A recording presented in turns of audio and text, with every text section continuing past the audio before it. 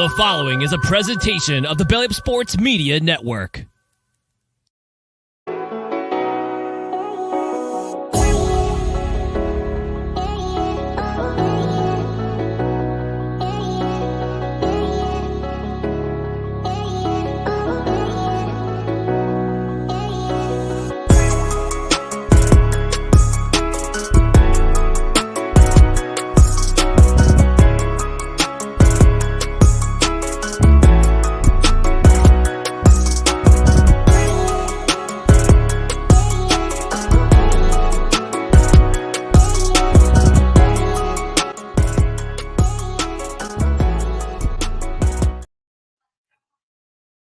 Hello, everybody, and another week is down, and we are going to be previewing week number 8. It's definitely crazy that we're already at week number 8. It needs to slow down because before you know it, we won't have anything to watch on our televisions. We'll have to go straight into baseball season. Baseball season is also in the postseason with the ALCS and then LCS going on. But we are going to be talking about Week 7 recap, a lot of conference games, and we have a lot more key conference matchups to decide who is going to be the two teams to face off in Mercedes-Benz Stadium in Atlanta. So with that, I have my co-host Wade. Wade, how was your weekend?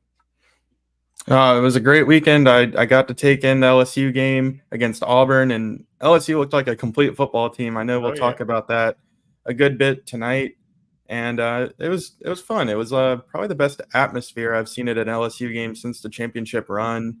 Maybe besides the Alabama game last year that I didn't get to go to. But, you know, Tiger Stadium was rocking, and especially when the Tigers were on defense. I mean, it was just ruckus and really just a really great time. And it was good to see a blowout win. You know, we've been having all these nail biters.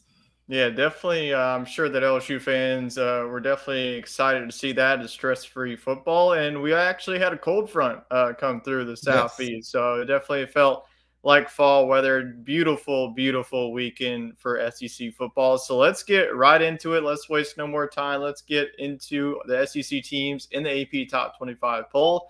Still 6 teams, but there's one new team in the AP poll, and that is Missouri. Kentucky moved out with the loss to Missouri. You just figured that whoever's going to win that matchup was going to stay in the AP Top 25. So number 1, Georgia, coming off of a big victory against Vanderbilt. They will now head on to the bye week, a much-needed bye week for Georgia. They're dealing with some injuries. Number 11, Alabama. The Crimson Tide stay the same after they escaped Arkansas. It looked pretty good for them in the first half, and then the Razorbacks and KJ Jefferson was able to really get the score close. Ole Miss spent the lovely bye week, so they are going to be back in action against Auburn, so they stay at number 13.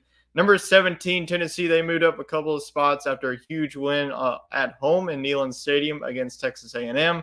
Like we mentioned, well, I messed up once again. They're not number 29. They're number 19. People, sorry about that. But LSU getting the big victory on Saturday night. They are number 19, so anyone joining, that is a mistypo for me. And then number 20, Missouri. Missouri coming off of also a statement victory against Kentucky. So these 6 teams, out of these 6 teams, who won the weekend? I got to say it's Tennessee. This was a team that I picked to lose. I picked Texas A&M to upset Tennessee at home, but they asserted themselves as a force to be reckoned with in the SEC, and I think they'll get Georgia's best game at home here in a couple weeks. So I'm looking forward to see what the Vols can do. And honestly, I think that they deserve to be in the top 15. Yeah, Tennessee definitely is looking like entertaining ball club. They got a big one. It's the third Saturday in October matchup against Alabama. Was the game of the year last year. Won our annual award for game of the year, the Tennessee versus Alabama game. So we'll see if it lives up to the billing. Like I mentioned, Tennessee coming off that big victory against Texas A&M. Their one loss coming against a Florida team that it is up and down, pretty much how like some of these teams are. But those are the 6 SEC teams in the AP Top 25 poll heading into Week 8 action. Okay, let's go on now to reminding our fans who are tuning in to tonight's show like we always do here. We want to get our fans involved. So if you have any questions about, whether your favorite team should get rid of your head coach that isn't really producing for you, or do you think that your player should be in the Heisman discussion? Leave all the comments, whether that's the week 7 slate or the week 8 slate. So we want to get our fans involved. So this is how we do it. So feel free to leave us a comment and we will answer it on the spot whenever it comes in. Okay, let's get into some SEC fantasy. And like I mentioned, cold front came through. The temperatures are starting to feel real nice. And if you want to head on to the golf course, I haven't been on the golf course probably in about a year. Man. It's not 90 degrees anymore. We can do it. Yeah, it's about that time to get back on the course. But if you do Miler Bros Golf, if you want to upgrade your gear before you head out to either play 9 holes or 18 holes, you can use their code BELLYUP at 15% off at milerbros.com. 15% off with code BELLYUP. That's all uppercase. Okay, let's get into the SEC Fantasy Week 7 recap. Before we do that, our rules, and just a reminder, we are doing the full total yardage. So if you're a quarterback, whatever you get the passing yards and the rushing yards, and the running back, it's the receiving yards and the rushing yards, and so on and so forth. So the rosters are set: 1 quarterback, a running back, a wide receiver, and a defense. And we always like to call this the Wade's rule because he implemented this one. Cannot use a player you picked from last week. And I guess we'll insert the Vandy rule, but that doesn't really apply to this week because Vanderbilt is on the bye. So we don't have to worry about it this week. Vanderbilt is spared at least 1 week of negativity on this show. Maybe we'll get to some positives from their game against Georgia. Who knows? But Wade, let's talk about your team and how they did in week number 7. Yeah, I'd like to take that Vanderbilt defense this week. I mean, they can't let up any yards if they're on the bye. Yeah, well, maybe they can.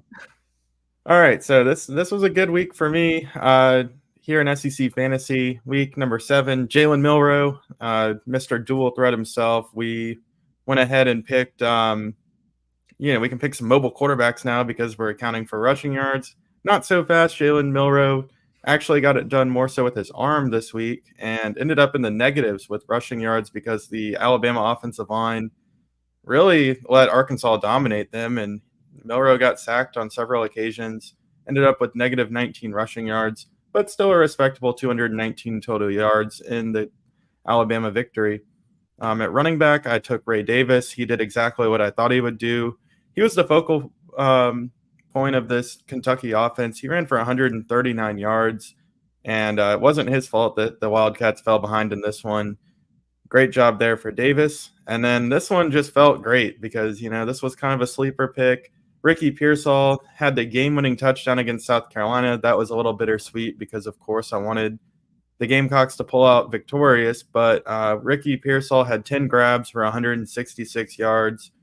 Really just got behind the South Carolina secondary all day and gave Graham Mertz a reliable target. So career day for Pearsall. And then the Georgia defense, dominant as usual in the box score, but honestly, they let up 20 points to Vanderbilt. I was surprised that they only let up 219 yards. Vanderbilt actually gave them a fight there for a little bit, but for fantasy purposes, as good as you can get. And that puts me over 300 at 305 yards. I mean, that's one of the few times we've gone over 305 with all SEC slates. So definitely a good week.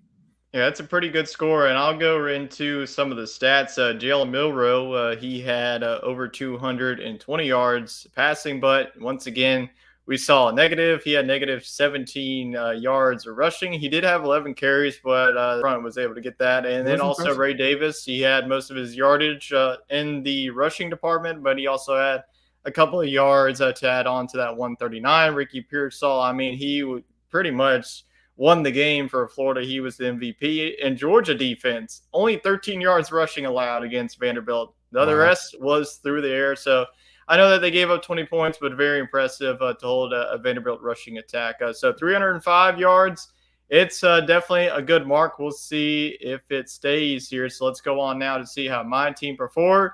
And as you can see, it was not quite enough as Mr. Jane Daniels continues to be one of the best quarterbacks in the SEC. He had 325 passing yards and 93 rushing yards. So I feel like if you want a quarterback in this SEC fantasy draft, Jaden Daniels is probably your guy. I mean, he's just doing it all. Dajuan Edwards, he had a slow start against Vanderbilt, and then he, had that one drive where he had a 64-yard rush, which really boosted him up, and then he finished it off of a touchdown. So he also had 30 yards through the air, so 153 yards for Dajuan Edwards. And Luther Burden, if you would have told me that he would only have 15 yards against Kentucky and they still win, I probably wouldn't believe you, but Missouri can find many ways. It was more the Cody Schrader show for the Missouri offense. So an off week, but we'll see if we see Mr. Burden back on SEC Fantasy. And then Alabama's defense, it was a little bit risky of a pick going up against Arkansas, team that really needed a victory, but 250 yards, give up 21 points. So very similar to Georgia's defense performance. So 250, I'll take that. And that gives me 336. And man, another shootout. Once again, I went from the negatives last week to here I am getting a 336 in all SEC. So bravo to both of our teams, but I do come away with the fantasy victory this week, giving me the first pick heading into week 8 draft, and we'll get right into that. First, we'll start off with the quarterbacks. I obviously went with a defense. My first pick, you'll find out in a few moments who I pick. But you're going to go with Brady Cook going up against the South Carolina defense, which is looking pretty pathetic as of late. And then KJ Jefferson going up against Mississippi State. I feel like both of these quarterbacks might be in shootouts. Yeah, I was going for the more of the opponent here. As you saw, Missouri did get kind of slowed down in the passing game against Kentucky. They relied on the running game and some special teams plays to win against the Wildcats. But I think Brady Cook has a bounce back game statistically against South Carolina. They've led up two 400-yard passing performances to two inferior offenses in Mississippi State and Florida. So I can only imagine what Brady Cook can do to this team. And I think that Cook and Luther Burden will have a bounce back game. Yeah, I think Cook is going to be one of those guys that might get to 400 yards passing this week at home. He's going to cook. Yeah, he's definitely going to cook it up. I'm going to go with KJ Jefferson. I know that Mississippi their defense is coming off of a bye week, but I don't trust their defense either.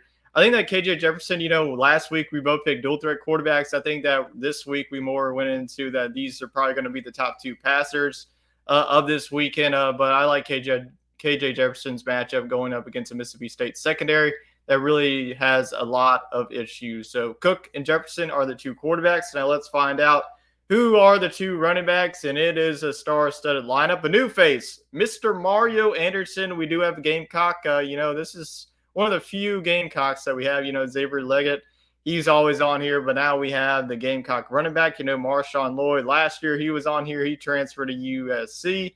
And then we also have Cody Schrader. He's back on SEC Fantasy. So you're just going after this Missouri and South Carolina matchup, and so am I. Yeah, I think there's going to be a lot of points in this one, and I think South Carolina will get their points on the ground against Missouri. Missouri let up 140 yards to Ray Davis, and Mario Anderson's no Ray Davis, but he really has become the lead back for South Carolina. They're giving him 15 to 20 carries, so I really trust him, and he's from Summerville, South Carolina, went to the crosstown rival high school. So it's good to see Mario Anderson lighten it up for the Gamecocks. He transferred in from a Division II college after leading, I think, the nation in rushing, and he's really starting to hit his stride here in the SEC and proven it that he can run at this level. So I think he has a good game against Missouri. Yeah, we'll see if he can leap you to a victory like he is in that That's picture. a pretty cool photo. Finding a photo for Mario Anderson, like you mentioned, he went from D2. Not many photos of him. So Google, get this man some more photos that we can use on the show. But I'm going to go with Cody Schrader. I very like this matchup against South Carolina defense that I just lost a lot of faith in. I honestly lost a lot of faith in South Carolina this weekend, losing the way that they did to Florida. We'll talk about that matchup for sure. But Cody Schrader coming off of a big game against Kentucky, I think that he's going to be riding high against I think that there's going to be a lot of points in this matchup. I think that you think that as well, especially if you're two first picks. So we'll see if we see any more Missouri Tigers as we go on to the wide receiver. And your answer is yes, you are going to see more Missouri Tigers. This is the third one. You are not. But Luther Burden, Malik Neighbors. I mean, you can't get any two better wide receivers in the league. You could say Malik Neighbors 1, Luther Burden 2. You can have your opinions, but you're going to go up once again the South Carolina-Missouri matchup. I might have a feeling you're going to be picking. I'm going to go with Malik Neighbors against Army. So tell me a little bit about Burden, how, coming off of a 15-yard game. Yeah, I think that shocks you at first. He only had 15 yards, but Kentucky, their secondary is no slouch. They're more beatable on the ground. So I'm not taking that to heart too much. I think Luther Burden has a big bounce back game. South Carolina, like I said, they just got torched by Ricky Pearsall, and he's really good, but Luther Burden's a lot better. So I just look for him to have a huge bounce back game. And I think Missouri is going to put up some points in that one. I think South Carolina can answer it. But ultimately, I think this Missouri offense is just going to be unstoppable.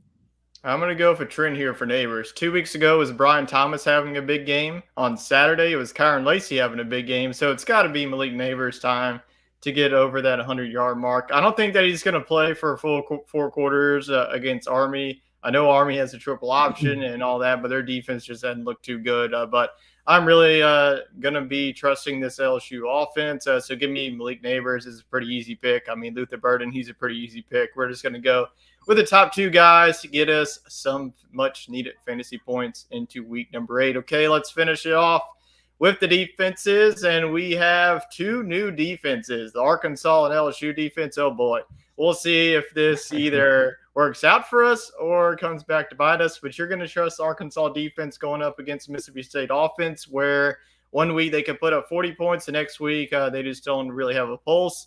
I'm going to go with LSU defense going up against a triple option, which is always scary. But if you look at the slate, there's not really many other good defenses. So tell me about the Arkansas defense going up against Mississippi State.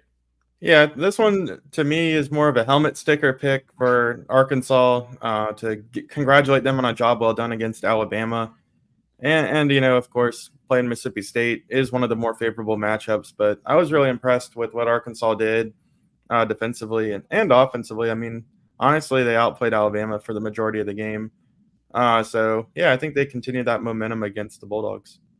Yeah, and I'm looking at Army. They just got shut out by Troy, which doesn't really look too good for me. I think that LSU's defense is starting to find their rhythm. They look good against Auburn. They look good against the second half. So that momentum, I think it's going to continue before they hit the bye week. Look for this LSU defense to continue to improve week in and week out. So I'm just going to do it. If there's a week to pick the LSU defense, it's the week that they play Army. Even with the triple option, I'm confident in them. So Arkansas and LSU are our defenses heading into week number 8. Tune in next week to see how we did. We'll see if we can top it with both of our teams getting over 300 yards. So let's get in now to our SEC Week 7 recap, and that's always presented by SeatGeek. We have a lot of sporting events. The NBA is about to start up. We got NHL. I mean, the month of October, you just have all the sporting events to go to. And even if you're not a sports fan, the go see the Taylor Swift movie that's been out. Who knows? So whatever you want to do, SeatGeek's got it for you. Belly Up Sports for 20% off of your first purchase. Okay, let's get into the Get Your Coffee games, early 11 o'clock kickoff. And let's talk about Georgia and Vanderbilt. This will be about a few minutes, a little bit of positives from Vanderbilt because they definitely showed it. Number 1, Georgia, 37, Vanderbilt, 20. It was looking early on, Vanderbilt went up 7-0. Honestly, if we could just pause the time and just end the game there, Vanderbilt would have pulled off the huge upset, but we couldn't do that as Georgia and Carson Beck was able to find their way. Obviously, the main story was Brock Bowers going out with an ankle injury. Good thing that they're going to be going on the bye week. They use that time to heal up because they have a lot of key players that are banged up. But after, that Kentucky victory, we were really impressed. And I feel like this week they just get down to okay, it's Vanderbilt. We don't really have to show up. Let's just get out and get to the bye week before we have to play Florida. But Vanderbilt, I think that A.J. Swan, he looked pretty good. This was probably the best offense performance at Vanderbilt this season. I think that their defense also, they had a key turnover, almost a pick six, but Carson Beck got leveled before Vanderbilt was able to get into the end zone. So I think that this was definitely the best showing of Vanderbilt this season. A lot of question marks for Georgia. We'll see if they can get healthy. But what are your overall thoughts between the Dogs and the Doors? Yeah, I think there was a lot of impressive moments for Vanderbilt. And, honestly, just to hang in this ball game, put up 20 points on Georgia. Not a lot of teams can do that. So I think maybe Georgia was kind of looking through the bye week, and saw this as an extension of it. Early kickoff, kind of a road game. I know they had a lot of fans in the seats, but you still had to travel, stay in a hotel the night before. So of course there's going to be some things to work out. I don't take a ton away of this from this game for Georgia's side, but for Vanderbilt, it was nice to see them be competitive, against one of the best teams in the country. Well, if you sprinkle a little bit of money to Vanderbilt to cover, you came away with a big winner as Georgia was the 32.5 point favorite. They only won by 17. So like I mentioned, both of these teams, we won't see them in week number 8. They will spend week number 8 getting ready and prepared for their next road trip. For Georgia, they have the Georgia-Florida game, and Vanderbilt, the stretch doesn't get any easier. So we'll see if Vanderbilt can pick up a few key wins down the stretch to keep their season, alive, and maybe surprises with getting to that 6th win and getting to the bowl game. We will definitely see. So we will move on now to the next game here in week number 8, and this was another 11 a.m. game. Arkansas at number 11 Alabama was looking early on that Alabama and Jalen Milroe was just going to run away with this game, and then in the second half, the Alabama had a couple of key penalties on defense that kept Arkansas's offense on the field. And man, KJ Jefferson made that one play where he threw a guy off, found the wide open wide receiver to keep the drive alive. And a couple of plays after, he was able to find the running back on a real route and able to score a touchdown. But really, Arkansas, they play their tails off in the second half. But I feel like you just got to feel it for this Arkansas team. They've been through an absolute gauntlet. I've been talking about it. But if you really look at it, their scores, they've lost every single game that they have lost by at least 7 points. So this is not like it's a very bad football team. They haven't gotten blown out. But now that you look at their schedule, they got Mississippi State coming to their place. They got some very winnable games. So really the season isn't over for them. They could still pick up 6 wins, get to a bowl game, save Sam Pittman's job. But if they don't, then there definitely might be a lot of hot talk going around Fayetteville around Sam Pittman. But on the other side, Alabama is just really a tough team to figure out. I mean, their offense looked very good for 30 minutes. As you saw, Nick Saban wasn't very pleased as he wants this Alabama team to play a full 60 minutes. They did not do that. This Alabama team definitely does not look even close to what we were expecting into this season. They definitely have a lot of question marks. They got Tennessee this week. We'll see if they can survive that. If they do, they get the bye week, freshen up, and then they get the big game at home against LSU.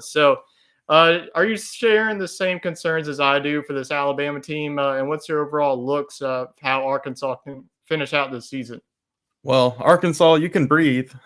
You played LSU, Texas A&M, Ole Miss, and Alabama in 4 consecutive weeks. So definitely a tough stretch there. And like you said, I think they got some winnable games coming up, and they can finish the season on a high note. For Alabama, I think this team's always going to be here. I think they're always going to be hard to beat. But I do think they are beatable. They're pretty vanilla on offense. They're not really going to stretch the field as well as some of these previous Alabama teams have. And honestly, Arkansas exposed a new weakness for me, and that's that offensive line. They were in the backfield on Jalen Milroe and shutting down a lot of designed runs as well. So I'm hopeful for Arkansas, but more so I'm kind of thinking that Alabama has some weaknesses still. I thought they had kind of worked through it in the Ole Miss victory and the win last week against Texas A&M, but I think this team is still going to have a hard time shutting down LSU and having a hard time, down the road if they were to get to Atlanta against Georgia. All I'm going to say is if they play like this again, they're going to get beat, whether that's by Tennessee or by LSU. Tennessee they cannot play like this again. So we'll see if this Alabama team, they, like I mentioned, they got one more test before they can really cool down and then focus on that LSU matchup. Before you do, though, you got the 3rd Saturday of October. That'll definitely be a treat. And speaking of that, let's talk about the Tennessee Volunteers. They really get a big victory at home against Texas A&M. This was a defensive battle. I don't know if many people saw this, but that's exactly what we got. Tennessee got the big victory. They're coming off of the bye week, and they were able to respond in a big way, 20-13 at home. Jalen Wright, he had a good game, but this Tennessee defense is starting to impress me. Ever since they gave up 30+ points to Florida. I mean, I'm just going back to their matchup. Like, how the heck did they get that, get blown out by Florida the way that Florida has been looking? They're just so up and down. But outside of that, Tennessee, that game absolutely woke them up. But on Texas A&M side, I mean, you're sitting at 4-3 right now. Jimbo Fisher's getting paid, more money than he should right now, and he's just not producing on offense. The offense was the talk of the town. They're like, oh, look, they put up 50 points against a no-namer. They lost to a high-scoring shootout against Miami. The way that Miami's been looking at is looking like not too good of a loss. And last week, you played Alabama to the brink, and then mismanagement by Jimbo Fisher. So all comes back to the head coach, but man, Max Johnson absolutely struggled. If you want to beat Texas A&M, just use Tennessee's blueprint. They blitzed the heck out of Max Johnson and absolutely worked, especially in the fourth quarter. On back-to-back drives, Max Johnson threw 2 interceptions. So got to tip my cap to Tennessee's defense. This was definitely their best game of the season, and Joe Milton definitely had a solid game. Not, the stats, that are gaudy and are going to win like 40-point ball games. But this was a good win for Tennessee. Defensive battle in Neyland Stadium. So now they go on to the road to face off against Alabama. If they can win that, they get Georgia in a couple of weeks at home, and maybe Tennessee can be the talk of the town in the SEC East. Yeah, Tennessee, I saw an interesting stat about this team. They've let up the fewest points in the SEC. And I didn't think this defense coming into the year was going to be their strong point, but they really have done a great job. And the offense, it's good enough. I expected it to be better, but Texas A&M is a good defensive team. So we kind of knew this would be lower scoring. Really just an impressive win for Tennessee. I had them on upset alert, and they answered the call. Joe Milton, he's a serviceable quarterback. He's not lighting up the scoreboard like we thought he might, but he doesn't have the receiving talent that Tennessee's had the last couple of years. I mean, you got to wonder if Jalen Hyatt would benefit more for playing in Knoxville again this year rather than playing for the Giants. He hasn't done much, and maybe he could have improved his stock with another year in college ball. But I think this Tennessee team will continue to get better. They'll need some receivers to step up against Alabama if they want to pull off that win. But defensively, I mean, this team is a lot better than I thought they would be, and I think that's going to keep them in a lot of ball games. Yeah, vast improvement. Their offense is good enough to keep them in the games, and their defense, if they can play like that, so week in and week out, they're definitely going to be a tough team to beat. And meanwhile, Texas A&M, they go on now to the bye week. Tennessee, like we mentioned, third Saturday in October matchup. That is going to be an absolute game. So we will now move on to the next 2:30 game. And if you're a South Carolina fan, look away, turn off the YouTube video or Facebook page, because this was absolutely embarrassing. I'm going to go ahead and call them out on that, especially when your own fans are doing the Gator up 10 and you still got 15 minutes. Like, what in the world are you doing? But Florida 41, South Carolina 39. I expected a high scoring shootout, but South Carolina, I'm going to go ahead and say it. How do you allow a quarterback like Graham Mertz to get over 400 yards passing against you? South Carolina's defense might be worse than Vanderbilt's defense. I mean, they cannot stop a nosebleed. They have no answers. I don't even think that Shane Beamer, he's like, if you just watch all of his post-game press conference, he blames every player. He's blaming the water boy. He's blaming everybody except for himself. And that's, I think that Shane Beamer honestly needs to go. I don't think that he's the answer for South Carolina, especially, you had so many high expectations going into the season. A lot of people are picking you to be the dark horse, like, oh, this team is going to be so good. They went down to the wire. They beat Tennessee. They beat Clemson. South Carolina fans coming into the season like, we're going to be the best SEC East team, and then they just lay an egg, and you already got, 3-4 losses in like the second weekend of October. But on the opposite side, a huge win for Florida, the way that Billy Napier, his seat was starting to warm up. So maybe it cools it off, maybe it doesn't. But Florida, definitely a huge win for them. They'll also go on to the bye week, the annual Florida versus Georgia game. But, man, I know, Wade, you have South Carolina ties, and I'll just go ahead and give you the floor on this, because this was absolutely pathetic performance by the Gamecocks. Yeah, you're spot on. I mean, you come out of the bye week and you let up 40 points at home to Florida and let them complete their fourth quarter comeback on you. It's pretty disappointing. And yeah, I think it's time to have the conversation about Shane Beamer. He did what all South Carolina coaches need to do to get an extension, and that's beat Clemson on the road last year. As soon as he won that game, South Carolina locked him up to a new extension by Christmas time. And ever since then, it's kind of been regrettable because they blew a lead in a bowl game against Notre Dame. I think the fan base kind of let off on that one a little bit because bowl games are becoming increasingly less, significant, important. And they were still riding the high of the Clemson win, but South Carolina just has not looked competitive this year at all. Starting with the game against North Carolina, that's a game you cannot afford to lose for recruiting purposes. North Carolina's ended up being a really good football team, so maybe that's an acceptable loss. But it's a game that we thought South Carolina should, hang in there a little bit more. And then same thing against Georgia. They got off to a good start, and then they got put in their place. So those two games aside, are fine, but you cannot let up as many points as you did to Mississippi State and here again to Florida. These two offenses are honestly two of the bottom offenses in the conference, but after putting 40 on South Carolina, both of them have increased their stats quite a bit. But for the Gamecocks, I think you just got to hope that Rattler can keep you in most ball games and try to pull off an upset somewhere down the line and take care of business against Vanderbilt.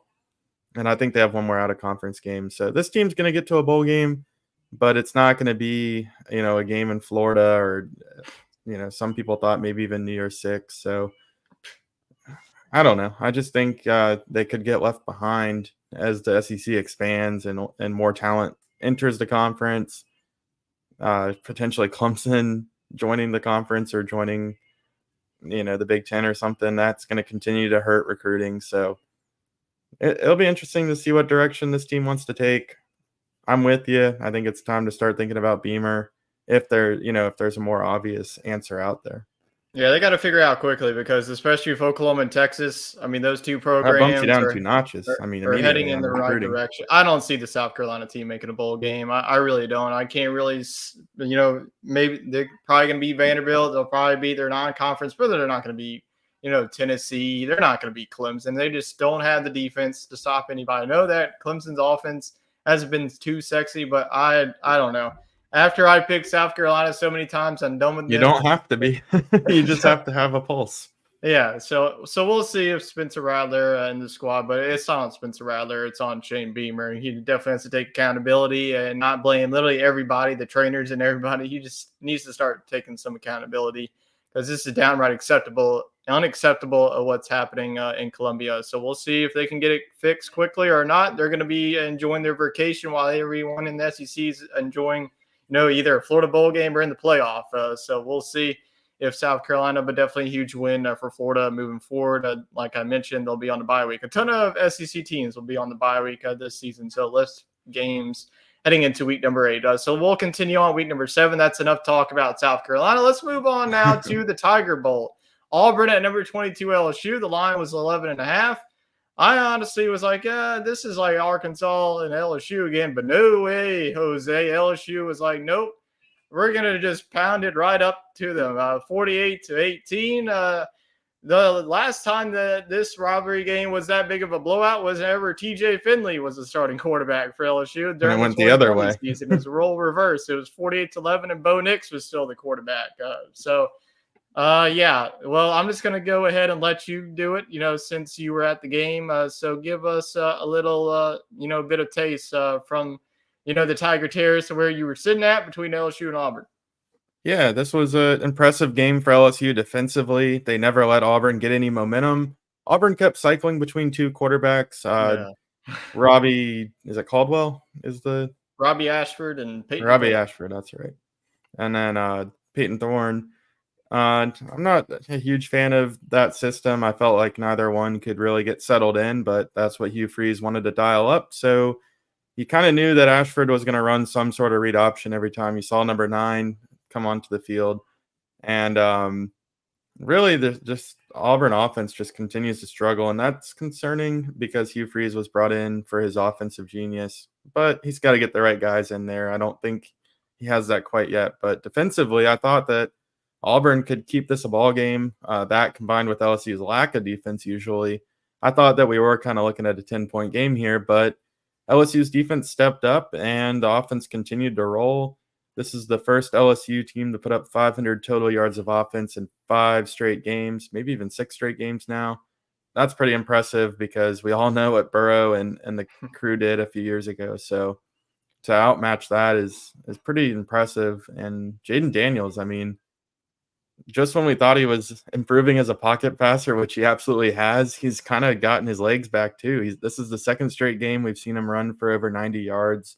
And mind you, college football does account for sacks in a quarterback's rushing yardage. So there's a good chance that he ended up with over 100 yards if you count it out. So just really another great performance from him. Offense looked well in control, and maybe it's that time of the year where the defense kind of settles in and we see some of these young guys become contributors, and the West is wide open. You got a chance against Alabama here in a couple of weeks. Can't slip up against Army, but get into the bye week and start game planning. Really, but it's feeling like very, very eerily similar to what happened last year. Last year you lost season opener Florida State. You do it again, and then you got blown out by Tennessee. You didn't get blown out, but I would say a similar loss. So it was to that top Ole Miss 15 team. loss. Yeah. So already had 2 losses. Now you're kind of feeling yourself. You got a big victory on the road against Missouri. You absolutely cruise to a victory. Now you get Army. So if you get through that, you're heading into the bye week, only with 2 losses. Ole Miss, the way that, they have an absolute gauntlet coming up. They got Georgia on the road. We'll see if that offense can compete with them. But, you head into the bye week feeling good about themselves. LSU definitely still controls their own destiny in the SEC West. So, that all depends on, taking care of business in Tuscaloosa if you beat Alabama once again. And LSU is right in the driver's seat here in the SEC West, especially with your last 3 games being at home, which is definitely huge. But yeah, I think that this was honestly the most complete game that I saw on both ends. Maybe you could say a Mississippi State game, but Auburn, they were coming off of the bye week. They were coming off, the only team to play Georgia with a pulse. Auburn was a couple of key drives away from ultimately pulling off the upset. But man, they come off of the bye week. I'd say like, okay, this is probably going to be a close game. This robbery game always is, but LSU just absolutely dominated this one. Their defense, probably their best game of the season. Maybe it's more of Auburn's offense isn't too good, but I'm not even going to write into that. Sometimes you need it though.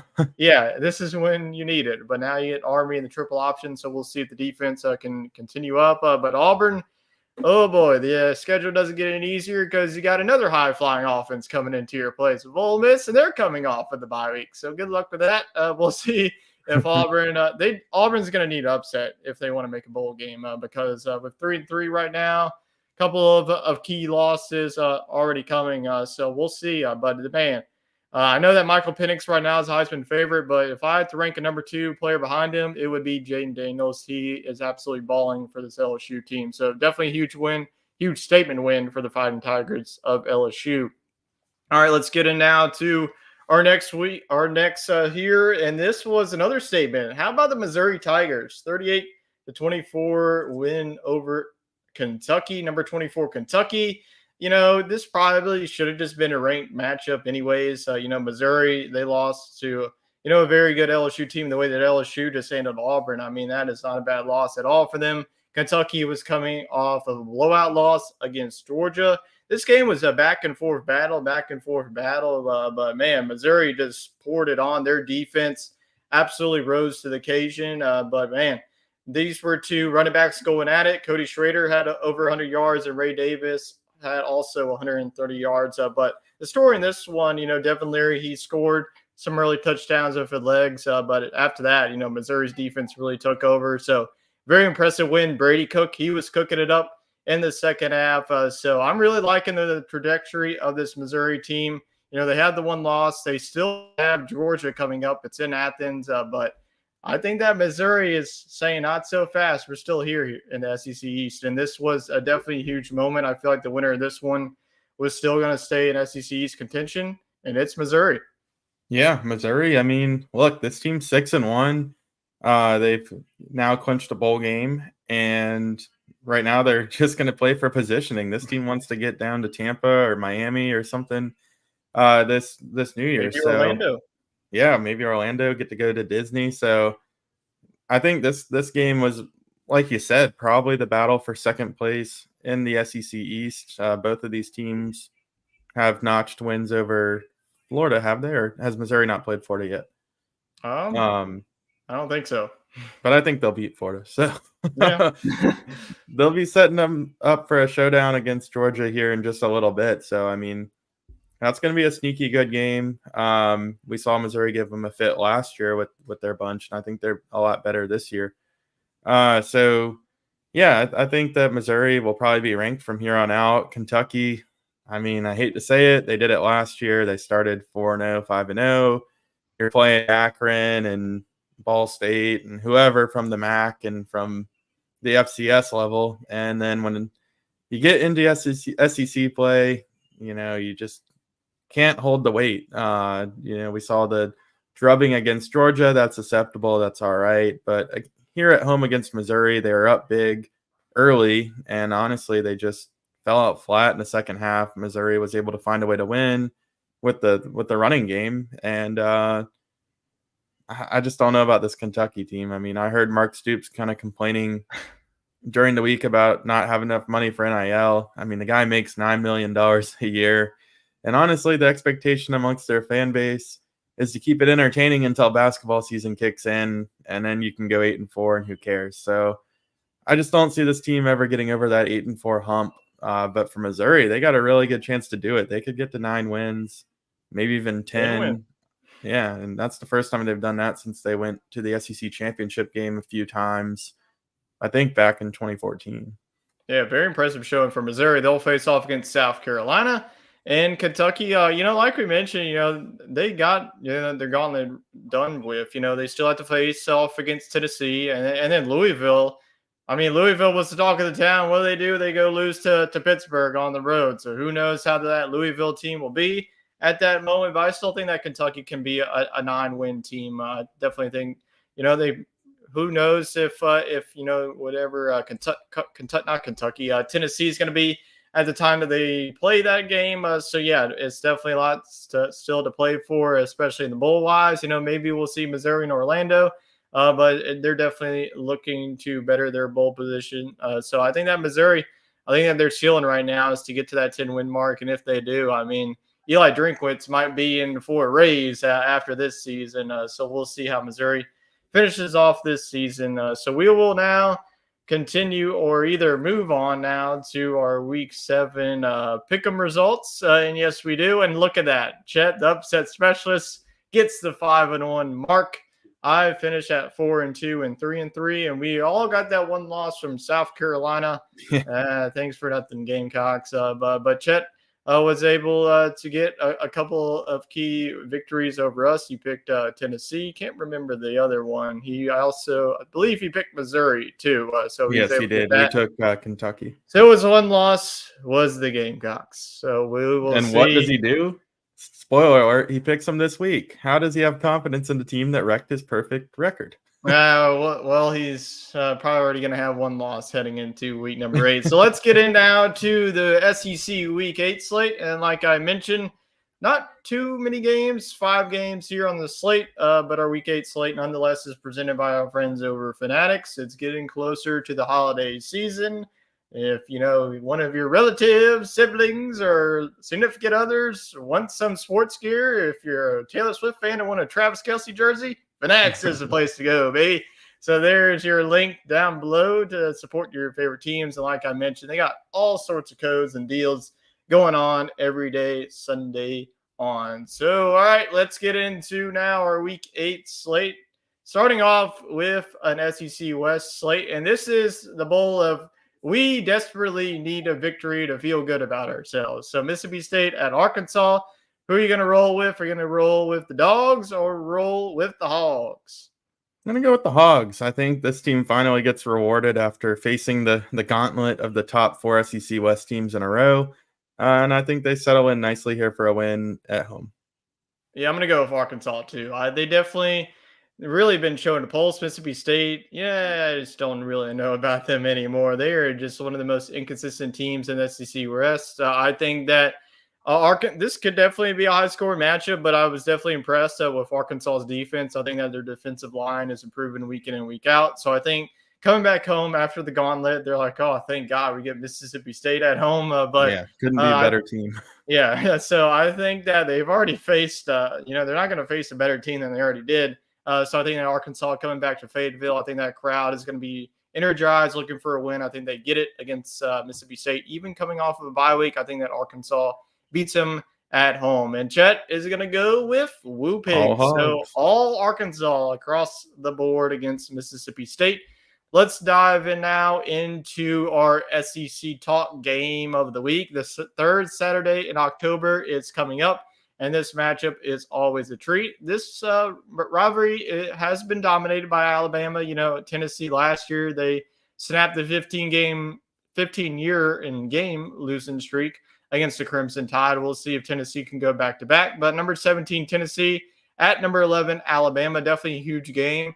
I mean, if Alabama wins this one, they go into the bye week with one loss. Still a lot to play for with LSU coming after the bye week. And on the Tennessee side, you have one loss to Florida. But if you win this game, you get Georgia at home in front of that crowd. I think that Tennessee has to feel really good about themselves. So very important. So who are you going to go with? Are you going to go with the Vols getting back-to-back wins or Alabama getting some revenge? This one's tough. I like the trajectory Tennessee's on. Alabama, I think it's still a lot of up and down. It's a pretty vanilla offense. We just talked about how good the Tennessee defense has been. But I just don't like the matchup for Joe Milton on the road. He's kind of struggled through the air, even at home.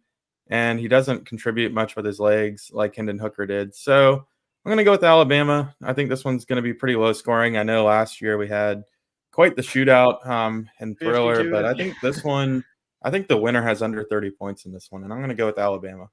Yeah, I think that I agree with you. I think that this is definitely going to be a more lower scoring. This is not going to be 52-51 with a field goal barely going in.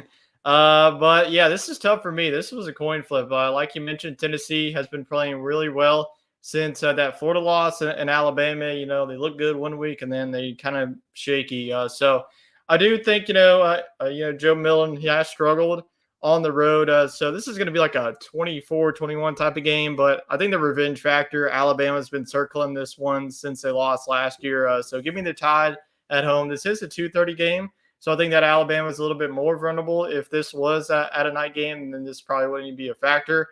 But this is going to be really, really close. I feel like Alabama, as of late, has just been playing like two close games. I think that this is going to come down to the wire again. I think that Tennessee is playing really good defense. Their defensive line has got to create pressure against Jalen Milroe. So I think that this is going to be a defensive battle, but Alabama barely squeaks away with victory. And Chet is going to do it. Pull off the upset, go with the Vols. I wouldn't really necessarily call this an upset. I feel like these are two evenly matched teams, but I guess on paper it is. So Chet is going to go with Rocky Top to get the back-to-back wins over the Crimson Tide. And if it would definitely shake up the races in the SEC East. Honestly, if Tennessee wins this game, I might feel really good about Tennessee going into that matchup against Georgia, especially if Brock Bowers is out of that one. But we'll have to see. Still a few weeks, but Chet is going to go with the Vols. So if Tennessee wins, Chet's probably going to win once again in the pick'em. So let's go on now to the next one, and it is a SEC East battle. It's the battle of the Columbias. Who's the real Columbia? Is it South Carolina at number 20, Missouri? South Carolina, we talked about them coming off of a loss 41-39 against Florida. Missouri, a statement victory on the road against Kentucky. So you're going to go with your Gamecocks or go with Missouri? Yeah, I'm not going to let South Carolina let me down this week. No. I really like Missouri's offense, Brady Cook and Luther Burden. We've talked about it. I think they're going to really connect well against the South Carolina defense. And this is a tough road trip. Typically, we do see the home team win between these two teams. And that definitely will help Missouri. But I just think Missouri's the better football team right now. Yeah, I won't spend too much time. This will not be close. Sorry, Gamecock fans, but Missouri's just rolling. I was very impressed with them. They could have just laid down. They fell in a heartbreaker against LSU, but they put it on Kentucky. I think they're going to put it on in South Carolina coming back at home. This is definitely going to be a very raucous environment. Would not surprise me. This is sold out. Missouri fans definitely show out every single week. So I think that Missouri gets the job done. It won't be close. Chet, let's go ahead and show it. I don't know why he's doing this, but I guess to spare us because now we're locked in. We're all not on Missouri. Missouri should win because last week we all went with South Carolina and they absolutely screwed us over. So Chet's going to go with the Gamecocks for Hey, some odd crazy things can reason. happen in the Battle of Columbia, man. Yeah, we'll see. But yeah, this would definitely be a much needed victory for South Carolina. If they do get this victory, then I think that they do get bowl eligible. But really, the only way that they get to a bowl game is to really pull off a victory like this. So we'll see if South Carolina can get it on the road at Columbia. So let's go on now to the next one. This is when we get into our night games. This is a 6 o'clock on ESPN prime time under the lights. Number 13, Ole Miss are coming fresh off of the bye week at Auburn. Auburn, we already know what they're coming off of. A very embarrassing loss on the road in Death Valley, but they're coming back to Jordan Hare. Auburn, every time that they play in Jordan Hare, they're always going to play you close. So do you see this one being close, pulling off the upset? You're going to go with Ole Miss continuing their hot streak? I mean, I think it can be close for a little bit. Ole Miss might come out a little sluggish off the bye week, but this LSU loss for Auburn was very concerning to me. I think it showed a lot of vulnerability on defense. I thought this Auburn defense was good enough to keep them in games. We saw them play well against Georgia, but this Ole Miss offense is one of the best. So I think they just kind of boat race Auburn after a little bit of a sluggish start. I think Ole Miss gets into the 40s in this one. I'd say like 41-20. I usually pick Auburn in this matchup. The way that their offense has been looking, I can't really do it.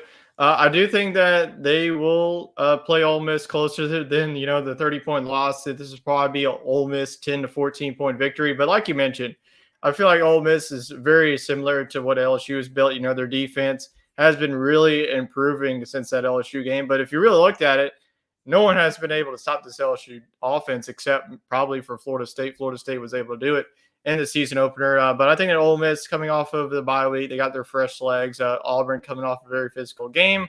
So give me Ole Miss to win this one pretty convincingly. And Chet, he is going to go with Ole Miss he has as some well. sense. So all rolling with the Rebels. Yeah, that's probably his only upset is South Carolina and Tennessee because the next game he is probably not going to be picking Army, but respect the troops here. So Army at number 19, LSU. This will definitely be a fun environment for the Army football players. I don't think that Army has really played an environment like this, so this will definitely be exciting for them. I'm sure there's going to be flyovers and stuff. We'll probably see the Army band on the field. So this is definitely going to be a treat for not only Army fans making the trip, but also LSU fans getting to welcome all the Army troops. So it's definitely going to be a fun environment in Baton Rouge and Death Valley. Probably going to be another cool night to enjoy some football on Saturday night. So Army at number 19, LSU. How close will this be?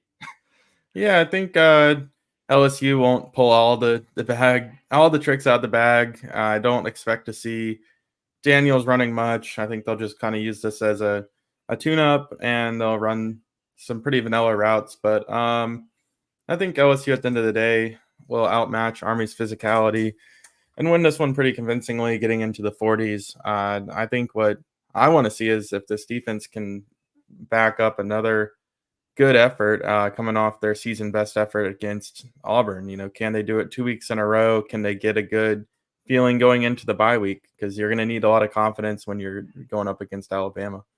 Yeah, this is definitely a confidence builder, and just one more tune-up before you get into that bye week, and your season's going to be on the line the next couple of weeks. But I am going to go with LSU in this one.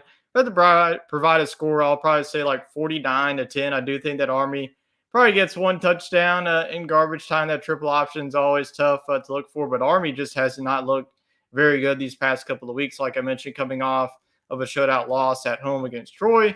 So Army's offense has been struggling. Maybe some defense is starting to figure out what Army's been cooking up there with a triple option. So we'll see if LSU's defense has any answers, but I'm going to go with LSU at home pretty convincingly.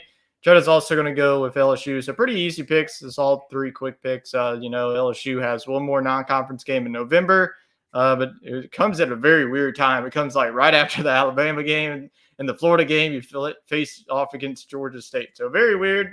You rarely see that on LSU's schedule, but especially with a non-conference game happening in the middle of October. But you do. Army and LSU definitely going to be a treat for both fan bases there in Death Valley. So that is it for our Week 8 slate. Let's go on now to some hot topics, answer some of the hot questions that are going around the conference. Before we do, we have some injury news. Georgia's Brock Bowers injures his ankle. We don't know the severity of it. All we know is an ankle sprain. The x-rays are negative, so that's always a positive.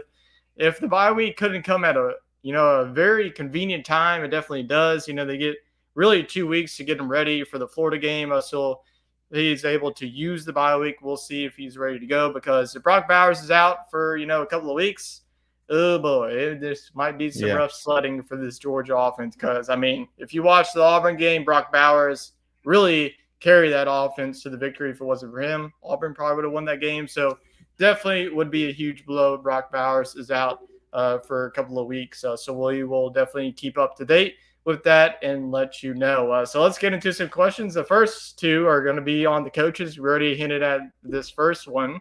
Should Shane Beamer be on the hot seat? Yeah, I think that the conversation needs to be had. I do think you'll probably see Mississippi State and potentially Arkansas look to hire new coaches. So if you're South Carolina, you got to kind of evaluate the market.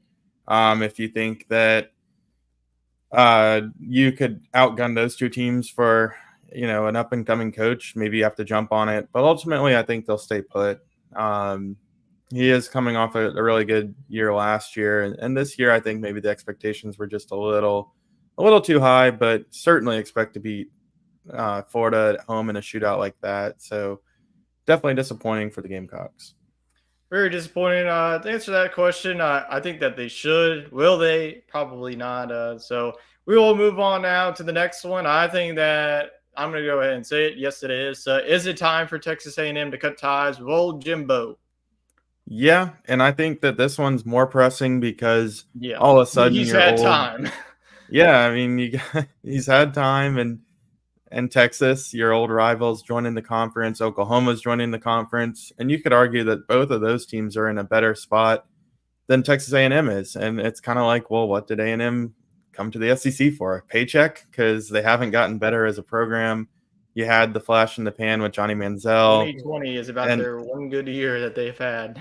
Yeah, and like what have they done the last 5 years under Jimbo Fisher? And you can't afford to lose any more ground. Sometimes you just have to take a sunk cost and cut your losses. Yeah, of how many 5 stars that you get, Jimbo can't really coach them up to really be anything. It's one thing to get all these 5 stars like, oh, they're on good. They were the number 6 team in the country, and then you go 5-7 this year. They're like the number 20 team, but still people are talking about like, oh yeah, they're gonna be in the dark horse. They're in the SEC West, and they lose to Miami. They already have 3 losses in the month of October.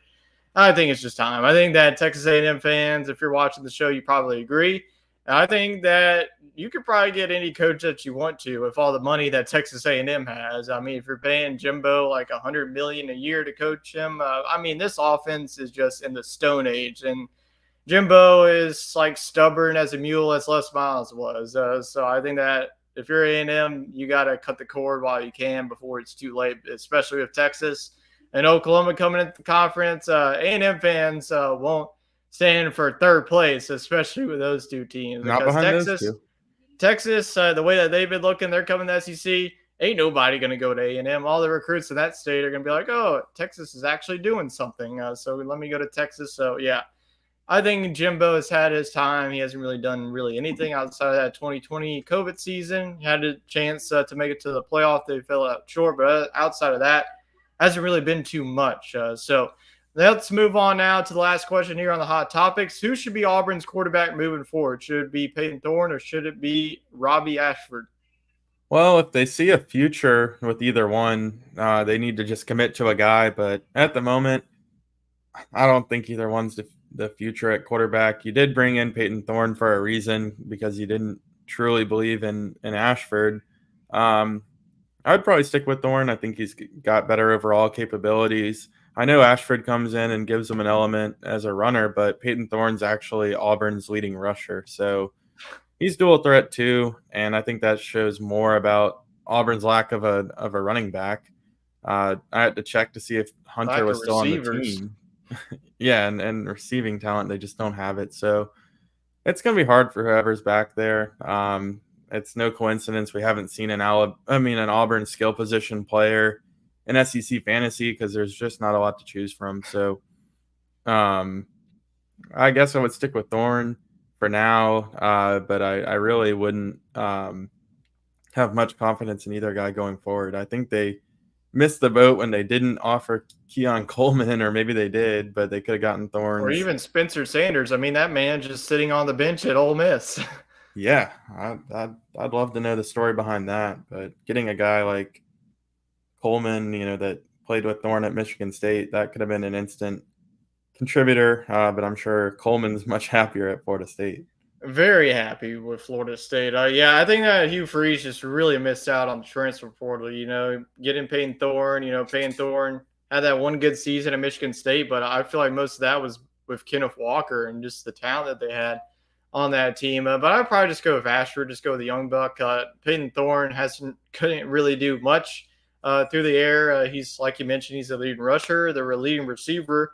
We mentioned it on Bayou Bingo Bites. It was like 177 yards, and Chad and I were saying, well, Malik Neighbors did that in like a game. So I don't know. It's very, very weird, especially with Hugh Freeze coming into this program, your offense being this bad. So yeah, it's definitely going to be a long rebuilding year, and we'll see how the rest of the season plays out for Auburn. But I would just roll with Ashford. Ashford had a very good freshman season, especially with I know, like, you had Tank Bigsby, you had a good running back, you had some wide receivers, but you just don't have that talent anymore. The roster turnover definitely hurt Auburn, so definitely rooting for them to turn around here very soon. So we will keep an eye out on what happens in the Plains. And that'll be it for us on week number 8 in SEC Talk. We appreciate everybody dropping in to this week's show. We will be back next week recapping week number 8 and looking forward to week number 9. So we hope everybody enjoys the rest of your week, and we will see you back here on Sunday night for the next SEC Talk. Have a great week.